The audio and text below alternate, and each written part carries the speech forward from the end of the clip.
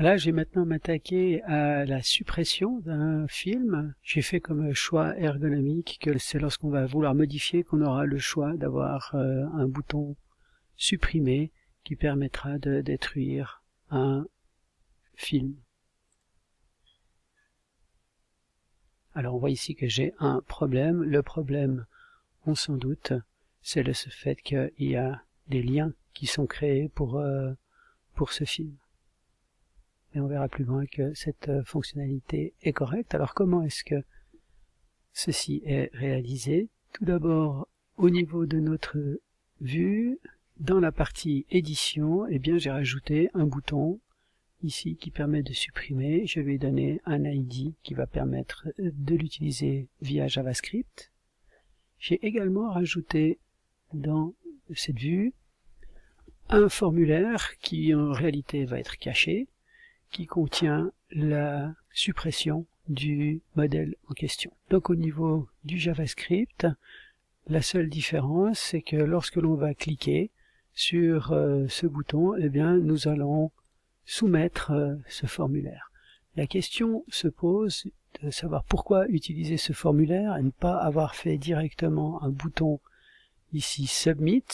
La raison tient dans l'action de ce formulaire à l'intérieur duquel j'ai mis mon bouton Delete.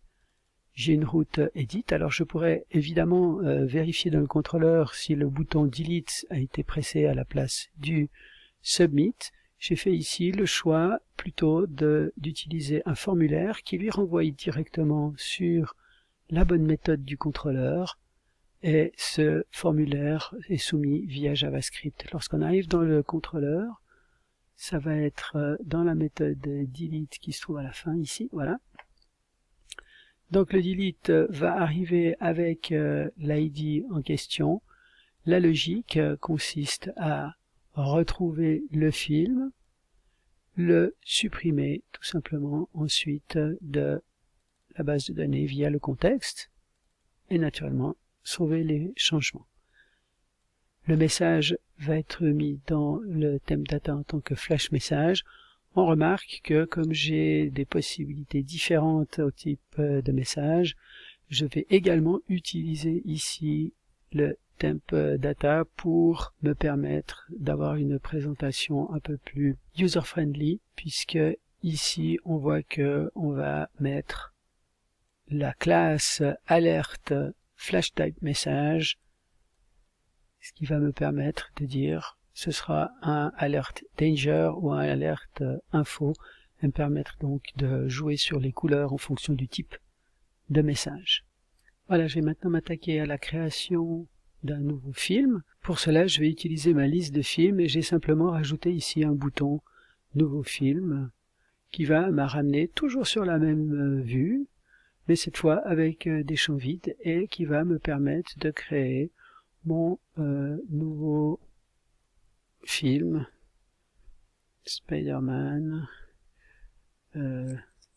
n'importe quel texte, qui sera un film de drame tout public que je vais enregistrer, que je retrouve ici, Superman vs Spider-Man, drama tout public. Voilà, ça va être d'ailleurs au passage l'occasion, puisqu'il n'y a pas de likers à ce stade, de tester ma fonction de suppression. On voit bien que le film a été supprimé, il a effectivement bien disparu. Alors, comment est-ce qu'on a réalisé cette partie-là? Alors, ça commence par la vue d'index, sur laquelle il fallait simplement créer le bouton avec c'est donc un lien qui renvoie à Create. Create dans mon contrôleur va se trouver ici. De nouveau, on a la même situation que précédemment pour l'edit. Deux méthodes.